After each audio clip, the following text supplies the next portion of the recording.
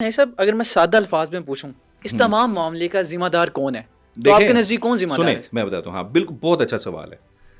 मैं डी चौक पे जाऊं, हम्म, मैं संगजानी जाऊं, हम्म, मैं लाहौर की माल रोड पे जाऊं, मैं चाइना चौक पे जाऊं, या मैं कराची के जमजमा में जाऊं, या मैं शाहराह फैसल पे जाऊं प्रोटेस्ट करने, मेरी मर्जी, आप मुझे रोक नहीं सकते।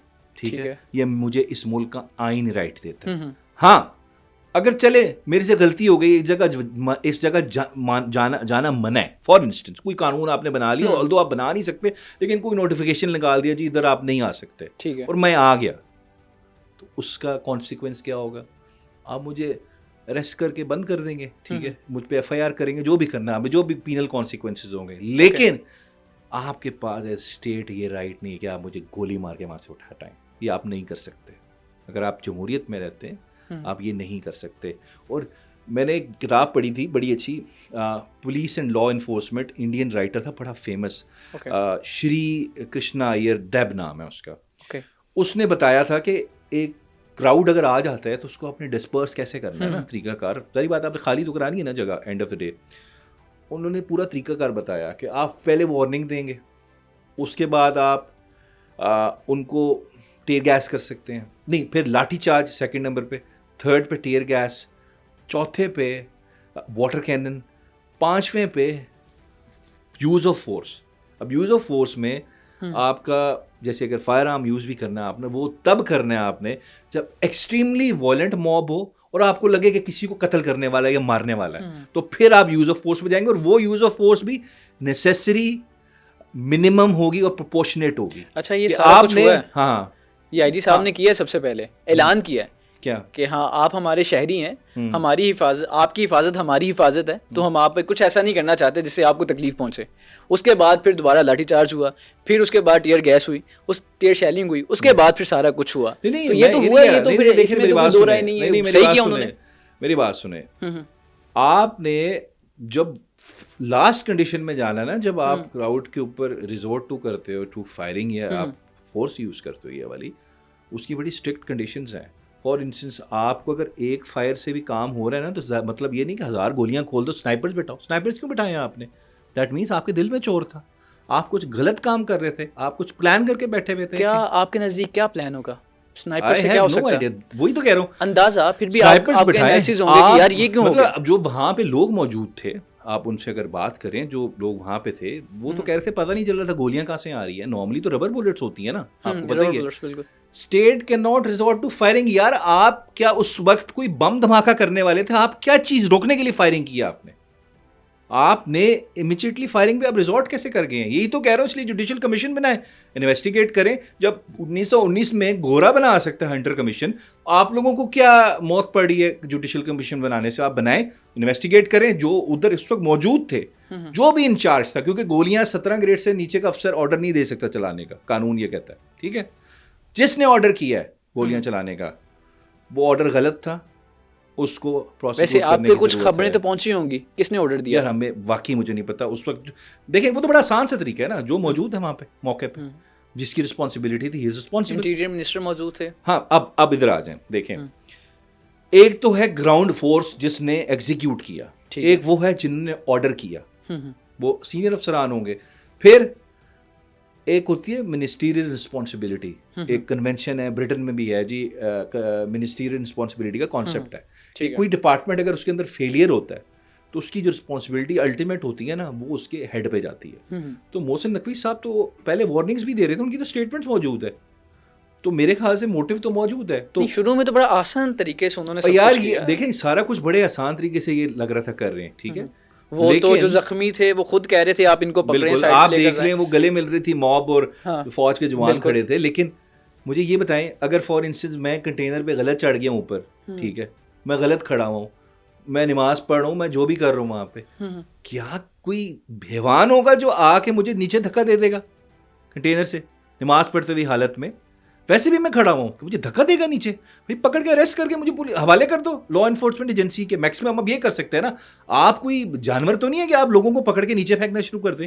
ये कौन सी पुलिसिंग है? ये कौन सी लॉ एनफोर्समेंट एजेंसीज की ट्रेनिंग है? This is not the way. तो यहीं से मैं कह रहा हूँ ना, ये इनकी मेंटालिटी एक ऑक्यूपाइंग फोर्स, एक इंपीरियल फोर्स वाली, हमने किस तरह सब्जेक्ट्स को ट्रीट करना है, तो this is not the way चीज़ें चलती हैं। आपको कानून को, मैं हूँ, आप हैं, जो भी है, इवन जो पुलिस ही है, जो हुकूमत भी है, वो भी कानून की पाबंद है। खाली मैं नहीं हूँ, वो भी कानून की पाबंद है। अगर मैं कानून को फॉलो नहीं कर रहा फॉर इंस्टेंस, इसका मतलब ये नहीं है कि पुलिस वाला भी फॉलो नहीं करेगा, वो कानून का पाबंद है। अच्छा नहीं साहब, जो आपके ओपोनेंट्स हैं वो एक सवाल रखते हैं जब भी किसी थोड़ी रखते हैं, कितने सवाल रखते हैं। हाँ। नहीं, ये जो मेन सवाल है, वो कहते हैं जब भी कोई दूसरे मुल्क का वफद आना होता है, किसी प्रेसिडेंट ने आना होता है, तब ये जो है पीटीआई वाले निकल आते हैं। अभी इन्होंने बेलारूस के साथ जोड़ दिया, इससे पहले ताउन के साथ जोड़ दिया। बेलारूस के साथ पूरी दुनिया के ताल्लुकात नहीं है, ये सिर्फ हमारे वाली ताल्लुकात बना रहे हैं। तो बेलारूस का सदर आ गया तो क्या हो गया, हम प्रोटेस्ट ना करें? ये किस तरह की बातें हैं इनकी, मतलब कि नहीं, आपको शंजानी दे रहे थे ना जगह, नहीं, तो आपने जरूर डीचोक में ही करना था। नहीं, जहाँ पे पाकिस्तान की सालमियत को भी मसला हो रहा है। नहीं, क्या सालमियत को मसला है? प्रेसिडेंट आया हुआ है, कौन सा? अच्छा, बेलारूस के पाकिस्तान से क्या ताल्लुकात है, मुझे बताएं। पाकिस्तान के जो भी ताल्लुकात है, लेकिन मुझे बताएं ना, बेलारूस के साथ हमारे पास मेहमान है तो ठीक है ना, मेहमान के लिए हम सारी सड़कें बंद कर दें, ऐसे तो नहीं होगा ना। लेकिन वो तो मेन हम तो उनको, हमारा काम है उस मेहमान को सिक्योरिटी देना। उसके साथ कोई, अगर आपने बायलैटरल ट्रीटी साइन करनी है, कुछ सिग्नेचर्स करने हैं, कुछ एग्रीमेंट साइन करने, वो करें। लेकिन उसका मतलब ये तो नहीं है कि मेहमान आ रहा है तो मेहमान तो इस मुल्क में हर वक्त आते हैं यहाँ पे। आप इंटरनेशनल कमिटमेंट्स आपकी, कोई ना कोई आ रहा होता है, आप एक यूएन का मेंबर है, 194 कंट्रीज हैं, हर वक्त कोई ना कोई आएगा। तो इसका मतलब ये है कि आप डेट्स तब्दील कर लेते हैं। नहीं, ऐसे नहीं होता ना। इसका मतलब ये नहीं है कि कोई मेहमान आ रहा है आपके पास तो बुनियादी हुकूक जो है वो बदल दें, या बुनियादी हुकूक जो है वो आप सस्पेंड कर दें। जी क्यों? जी फलाने मुल्क का प्राइम मिनिस्टर आ रहा है, फलाने मुल्क का प्रेसिडेंट आ रहा है। This is not how things work. आप जब जाते हैं, नहीं, बात सुने, आप जब जाते हैं बाहर दूसरे मुल्कों में, अपना मुल्क बंद कर देते हैं वो लोग? नहीं, बिल्कुल भी नहीं। जो मेन जगह होंगी तो वो तो फिर नहीं, वो बिल्कुल नहीं बंद करते, बिल्कुल नहीं बंद करते। उनकी अपनी है, नहीं, इनके तो हम क्यों करें बंद? ये कोई तरीका नहीं है कि आप पूरा मुल्क ही बंद कर दें, लॉकडाउन कर दें। क्यों जी? बेलारूस का सदर आ रहा है। This is not things how democracy work, this is not the way of democracy. अच्छा, वैसे आपको कहा गया था कि शंजानी में आप कर लें प्रोटेस्ट, खान साहब को 20 दिन में रिलीज करेंगे, आज कुछ इस तरह की बात हुई थी बिल्कुल, कि आप उधर रखें और वहाँ पे डिस्कशन कुछ इस तरह की हुई थी। लेकिन ये हुकूमत जो है, ये इस पे बिल्कुल, इस सेटअप पे ट्रस्ट नहीं किया जा सकता, क्योंकि ये हुकूमत की तरफ से हुकूमत तो जो भी आपको पता ही है, बाकी समझ है हुकूमत की आगे होती है, पीछे कौन होता है आपको पता ही है सारा कुछ, ठीक है। बात उतनी करें ना जो ऑन एयर भी हो जाए ना आपकी, ठीक है। तो उसके हम बीप लगा देंगे, आप बता दें। खैर वो छोड़ दें आप, बस समझ रहे हैं ना आप। जो भी था कि यही था कि जी कुछ अरसे तक। लेकिन इशू है कि खान साहब जिस पोजीशन में है ना, उनको बड़े धोखे मिल चुके हैं, तो he can not trust. Government की तरफ से धोखे मिले, सबकी तरफ से धोखे मिले, तो दोबारा ट्रस्ट नहीं किया जा सकता। ये कमिटमेंट्स बहुत दफ़ा इस तरह की होती रहती हैं जी। हम कोई इंटरफेरेंस नहीं करेंगे जुडिशल प्रोसेस में, पॉलिटिकल प्रोसेस में इंटरफेरेंस नहीं करेंगे, इलेक्टोरल प्रोसेस में नहीं करेंगे, लेकिन फिर भी इंटरफेरेंस होती है। अब कल भी इलेक्शन हुआ है शेखुपुरा में, जितनी धांधली वहाँ पे हुई है, आप जाके ज़रा देखिए वहाँ पे क्या हुआ है, ज़रा रिसर्च करें थोड़ी सी। 30,000 वोट स्टफ हुए हैं, ठीक है। वो सारे इदारे मिलके करके गए हैं, ठीक है। जाके देख लें आप खुद ही, आपको अंदाजा हो जाएगा। यहाँ पे आप सलमान राजा साहब का इलेक्शन कवर किया आपने? जी मैं बिल्कुल, मैंने वो किया। उससे पहले मेरी उनसे 2-3 दफा। ये कौन सा हल्का है ये वाला जो आपका? ये वाला बिलावल भुट्टो वाला, ज़हीर खोखर वाला ना? ज़हीर खोखर वाला। कितने वोटों से जीते ज़हीर खोखर, बताओ? ज़हीर खोखर लेकिन जीते तो नहीं है। 30,000 वोटों की लीड से जीता हुआ है ना फॉर्म 45 पे, ठीक है। तो किसी ने मुसलत कर दिया किसी और को हमारे ऊपर, और यही हुआ सलमान राजा साहब के हलके में। वो ओन चौधरी साहब को मुसलत किया गया। क्यों मुसलत किया गया, कोई सोचा?